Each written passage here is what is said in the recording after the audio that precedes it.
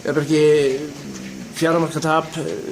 Það er náttúrulega fyrir að fyrsta eða alltaf stórt svona með hvernig leikurinn var að spilast. Já, ég er bara drullu svektur að hafa tapað þessu leik. Ég meina, við erum með tökin á þessu leik í 53 mínútur eitthvað svoleiðis og leiðum þetta með 4-5 mörkum nokkurn veginn allan tímann allan síðari hálfleik. En mér fannst bara dómgæslan síðustu 15 mínútur alveg skelfileg.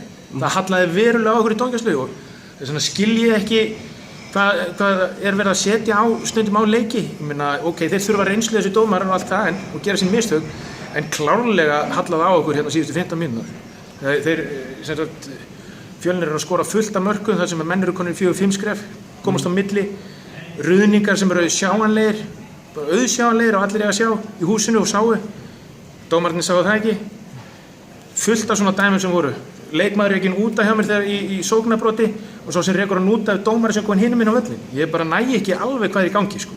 Þess vegna er ég bara drullu svektur út í þá sem voru á flautunum og svo náttúrulega að hafa tapað þessu stíi vegna sem við áttum það ekki skilið.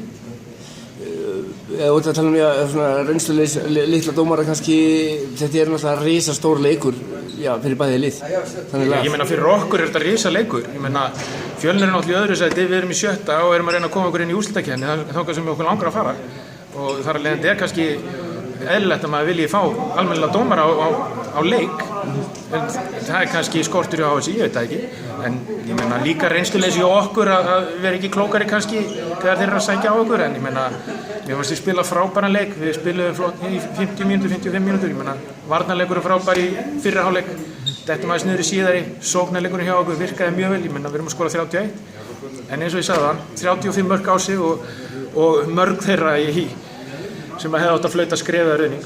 Og þau koma á lokakaflanum, þetta endar eiginlega bara 7-0 fyrir Fjölni. Þannig að það ekki. Já, ég meina, ok, við skorum hérna lokamarki í flautan gall. Ég meina, ok, þetta var búið þegar 2 mínútur eftir, þannig að sé, en við reyndum, tókum 1 úr umferð, tókum 2 úr umferð og það bara virkaði ekki í dag. Varstu ekki með Garðar Svans, er hann meiddur eða?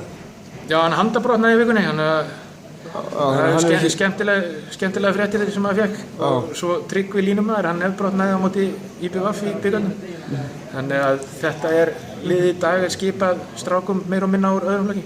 Þannig að þessi styrking sem var klárlega í Garðari, hún er farin?